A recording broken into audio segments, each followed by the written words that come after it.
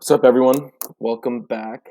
Um, Today we're going to do another Prize Picks disc golf analysis vid. It's going to be round three. It's the final round for this weekend.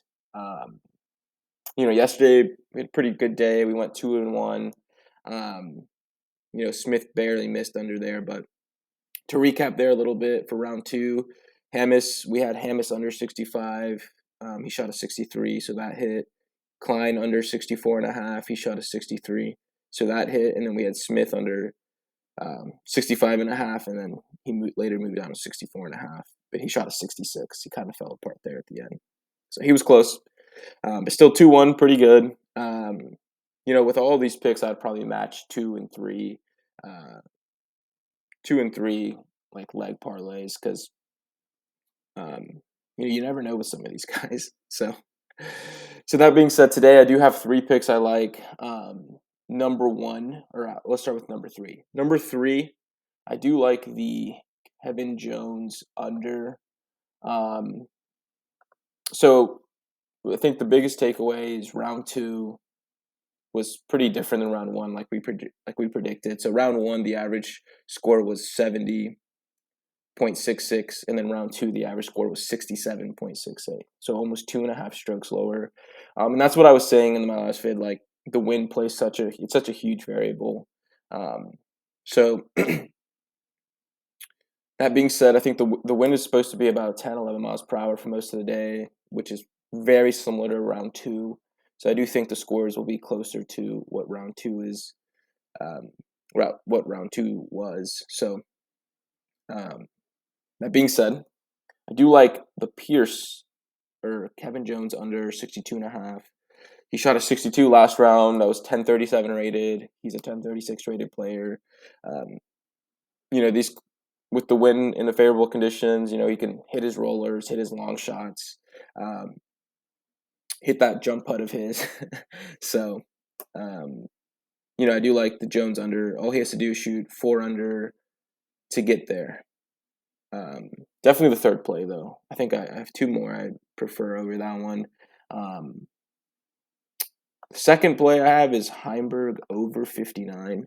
And this one is just, Heimberg shot a 59 last round, so he had a great round, -7. But it being at 59 means he has to shoot a -8 to go under that. And a -8 yesterday would be a 1061 rated round. That was actually the highest score of the round. Simon Lizotte hit the 58. So basically saying, if it's similar to last round, he would be the highest scoring player, which he's definitely capable of, or the lowest scoring player, which he's capable of. But I just think it's very low probability for him to shoot the hottest round, especially 8 under. He is a 1048 rated player, but to shoot 1061, I think there'll probably be some regression to the mean. And if he does shoot a 1048, yesterday that was, I believe, close to a 60 or 61. So the over should hit there. And then for my first play, my number one play, I like the Pierce, and I'm going into the FBO here a little bit. But, Paige shredded this course yesterday. She shot a 58. She won last year, I believe, too, like the actual OTB tournament. They're playing a different layout, the women are. But I do think, right now through the tournament, through the first 2 rounds, even with the windy day 1, with the windy day 2, she's averaging about 1014 rated rounds, with the 58 being a 1030 rated round. So the logic here is saying, if she can just shoot her average of 1014, which is really high, but she's also been killing it. So that would be a 61. So that still gives you a stroke and a half to play with, even if she just shoots kind of how she's been playing.